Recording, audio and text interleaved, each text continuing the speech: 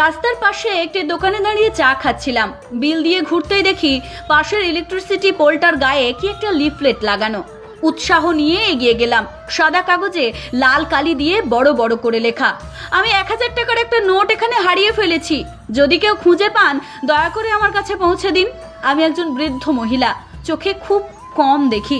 তারপর নিচে একটা ঠিকানা দেওয়া, ঠিকানা কাছেই, হাঁটা পথ মিনিট 5। কৌতূহল দমন করতে না পেরে আমি খুঁজতে খুঁজতে গেলাম সেখানে। জং ধরা ভাঙাচোরা গেট দিয়ে সাবধানে ভিতরে ঢুকলাম। একটি জরা জীর্ণ টিনের ঘর, উঠোনে এক অশীতপর বৃদ্ধা বসে আছেন। আমার পায়ের শব্দ পেয়ে তিনি মুখ তুলে বললেন, কে? আমার সম্বিত ফিরল।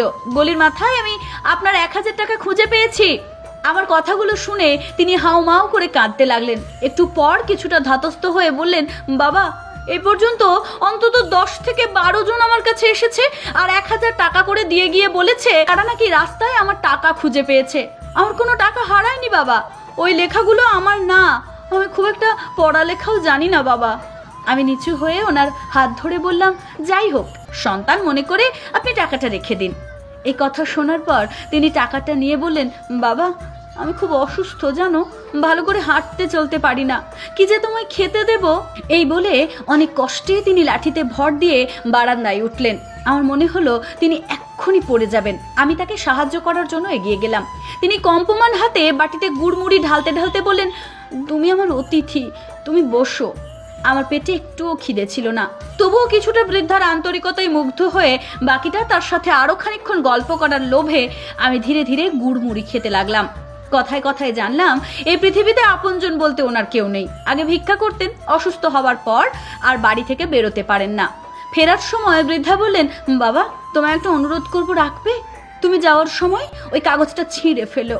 আমি ওনার বাড়ি থেকে বের হওয়ার সময় মনে মনে ভাবছিলাম, সবাইকে উনি বলার পরেও কেউ যখন কাগজটি ছেড়েননি, তাহলে আমি বা কেন ছিঁড়ব? আর ভাবছিলাম ওই মানুষটির কথা যিনি ওই নোটটি লিখেছিলেন। সহায় সম্বলহীন অসুস্থ বৃদ্ধ মানুষটাকে সাহায্য করার জন্য, এত সুন্দর উপায় বের করার জন্য আমি তাকে মনে মনে ধন্যবাদ দিলাম। হঠাৎ ভাবনায় ছেদ পড়ল একজনের কথায়।